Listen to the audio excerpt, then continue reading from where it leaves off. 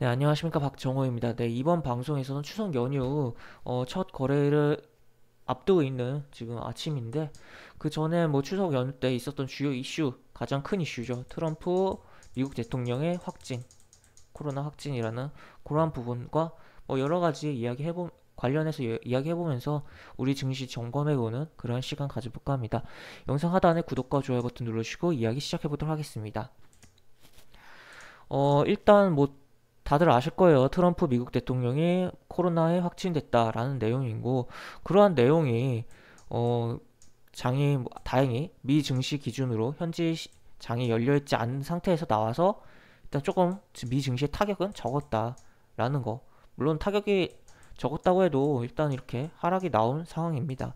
하지만 일단 다우산업은 타격이 많이 축소하고 끝났고, 나스닥은 뭐 이렇게 진행이 됐다라고 볼 수가 있겠고, 아시아에서는 중국과 우리나라 모두 연휴로 인해서 휴장이 되고 있었던 상황이고, 일본 증시 같은 경우만 제대로 때려 맞은 그러한 상황이었다라고 보시면 되겠습니다. 당시 오후 2시 정도였나요? 그래서 금요일 날 이렇게 내용이 나오면서 때려 맞았다. 이 정도만 체크해 보면 되겠고, 여기 보시면 뭐 이렇게 진행됐죠. 이렇게.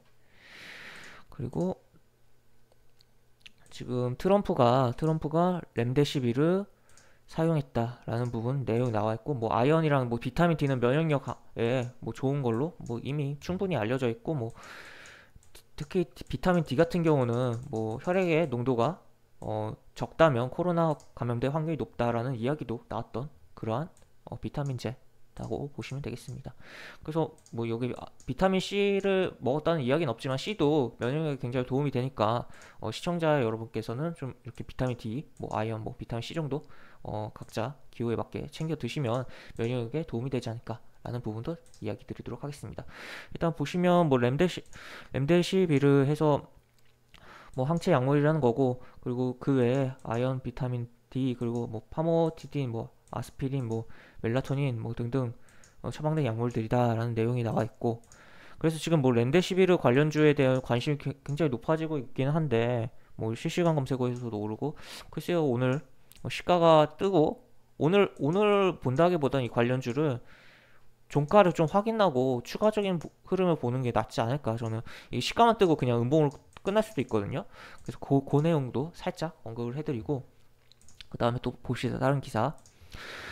트럼프 류진 이르면 4달 퇴원 산소 보충 공급을 뒤늦게 시인. 뭐 산소호흡기를 사용했다는 거죠. 그러니까 그래서 산소호흡기 관련주들 우리 증시에서 조금 움직일 가능성도 있다. 그 정도 생각해 볼 수 있겠고, 뭐 이렇게. 그리고 여기서 보면은 스테로이드인 덱사메타손 복용했다고도 말했다. 그런데 이게 덱사메타손이 이게 의문이 있다는 겁니다. 왜냐하면 이게 덱사메타손 같은 경우 좀 중증 환자에게 투여하고 효과가 있는 걸로 좀 알려진 그런 스테로이드제인데, 지금 대통령을 상대로 투여했다고 밝혀서 그럼 중증이었던 거 아니냐, 뭐 경증 유지했던 거 아니냐라고 이야기가 나왔는데, 중증이었던 거 아니냐, 뭐 그런 내용이 있는 건데, 일단 또 다른 바로 속보를 보면 지금 병원에서 일시적으로 나와서 손을 흔들었다. 일단 퇴원은 아직 아니다. 라는 부분인데, 뭐 계속 트위터를 했었죠. 뭐 워낙 트럼프 대통령이 트위터를 많이 하는 타입이었는데, 뭐 여기서 뭐 이런 내용들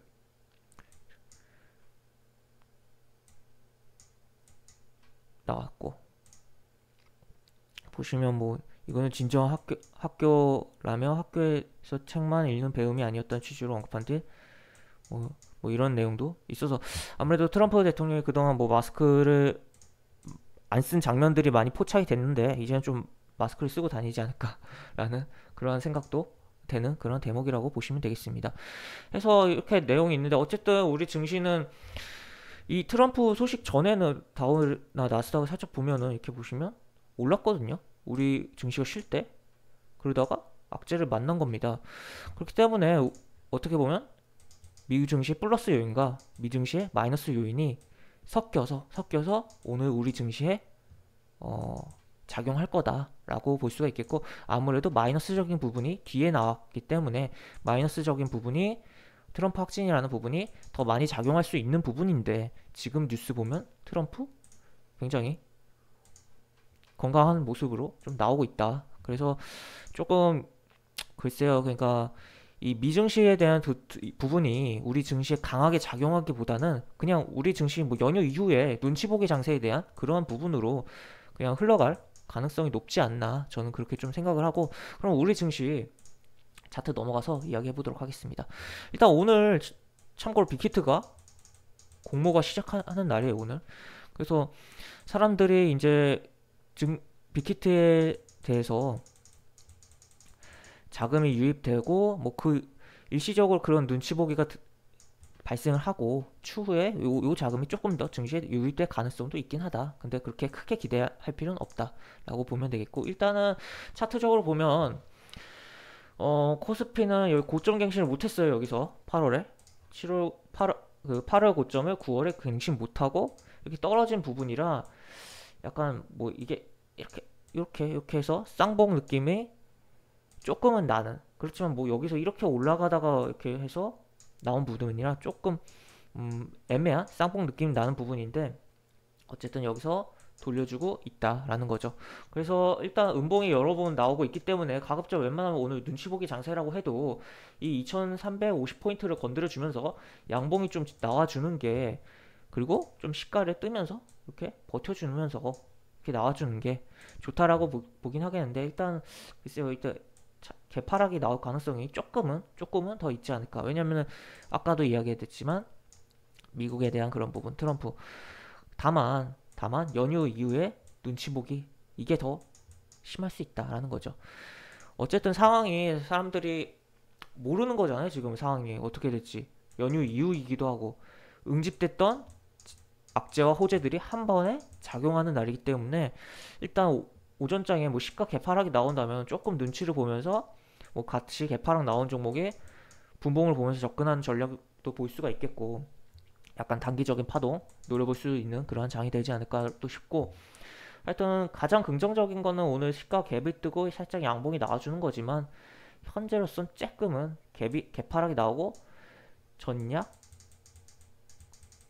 후 강이 될 가능성이 조금은 높지 않을까 라는 부분 점검해 볼 수 있을 것 같습니다. 그리고 코스닥을 좀 볼까요?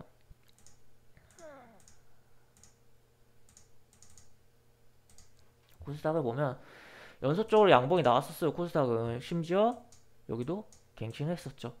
지금 이게 그림이 어떻게 차트라는 그림이 어떻게 보면 지금 당장은 여기서 더 돌려주면서 이렇게 올라갈 수 있는 그림이라고 볼 수가 있지만 한 단계 한 템포 정도 더 놓고 본다면 이게 이렇게 해서 이렇게 가는 헤드앤숄더의 그림이 나올 수도 있다 라는 거 염두에 두고 좀 조심하면서 봐야 되겠고 어쨌든 뭐 코스피랑 똑같게 오늘 개파락 가능성이 조금은 더 높다고 보는데 저는 이 코스닥도 오늘 가급적은 코스닥 같은 경우는 850포인트 지켜주면서 여기서 이렇게 단봉에 양봉이 나와주는 게 가장 좋다 개인적으로 그런 생각이 갖고 있지만 개파락 가능성을 조금 더 높게 보고 있다 라고 정리해 볼 수 있을 것 같습니다. 그래서 일단은 뭐 코스닥 같은 경우는 일단 5일 이동평균선 뭐 여기 60일 이동평균선도 있긴 한데 여기서 이렇게 돌려주면서 한 번 더 지켜주는 그러니까 요 갭라인 여기 갭을 살짝 깨더라도 요 갭라인을 지켜주는 흐름이 나와주는 게 긍정적이다 빠지더라도 라는 거죠. 그러나 대전제는 이렇게 헤드앤숄더가 나올 가능성도 열어두고 조금 더 가더라도 조심은 하자. 요 고점을 넘긴 거에 대한 너무 과한 기대는 갖지 말자. 왜냐면 또 이제 트럼프 확진으로 인해서 이제 미국 대선이 어떻게 될지 모르겠습니다. 일정이. 근데 어쨌든 11월 3일에 미국 대선이다. 현재로선 일정 변경이 없다면 그렇기 때문에 계속적인 뭐 변동성이 심해질 수 있는 부분이고 그런 게 우리 증시에도 영향을 줄 수 있다는 거죠.